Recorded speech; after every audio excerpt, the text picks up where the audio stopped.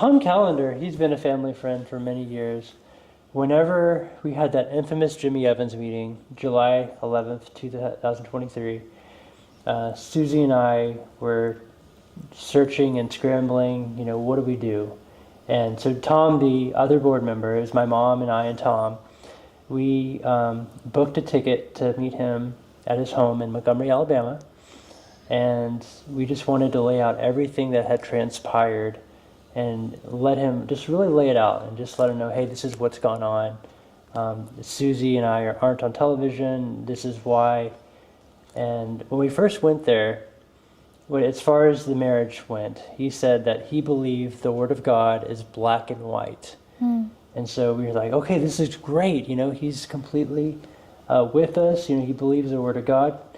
And he also, one of the other things that he told me was that he pointed out that an email that my dad had sent as one of his last emails that he had ever sent to Tom, and that was the succession plan email, which stated that, my mother would be the president after my dad passed, and then I would be the president after her. He said, I will make sure that I will make sure this comes to pass. I am Marcus's dying breath on earth. He literally said, I am Marcus's dying breath. I'm going to do everything in my power to make sure this comes to pass. So we're like, okay, this is great. He said that was the reason he's still alive, because he's Exactly. 80-something. So we spent all day with him. We laid out everything. We went through some emails and some of the points in the meeting. And him and his wife were just both very compassionate and seemed to really care. And we left his home that night thinking, okay, this is great. We've got someone that is going to ensure that Daystar is going to be going down the right path, that we will be able to continue forward. But then the next morning, it's like everything changed. He told us that he needed to meet with us, and I still remember that breakfast meeting that we had. I couldn't even eat because I was just so sickened. He had completely done a 180-degree flip. And he told us that we had to accept the marriage, and if we can't accept the marriage, we would have to leave. And this is of Joni and Doug. Right. Well, he got a call that night after, so we spent the day with him.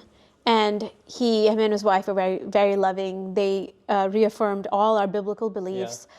They said all their red flags they saw. Again, we're not thinking about the succession plan. We're not thinking about the future of Daystar. All we went there was because the board was Joni, Jonathan, and Tom. And Joni obviously had just fired me and threatened Jonathan's job. The only other member was Tom. So we go to meet with Tom because a lot of friends advised us, he's the other board member. He needs to know the truth. So we sit down with him, talk about the Bible. He teaches people at his church the Word of God, and it was a really anointed time. We were like, okay, we're off one mind and one spirit.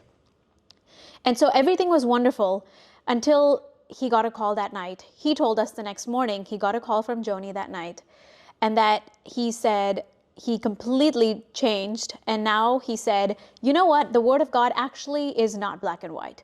There's many different ways to interpret things, and you need to have an open mind to interpret things different ways.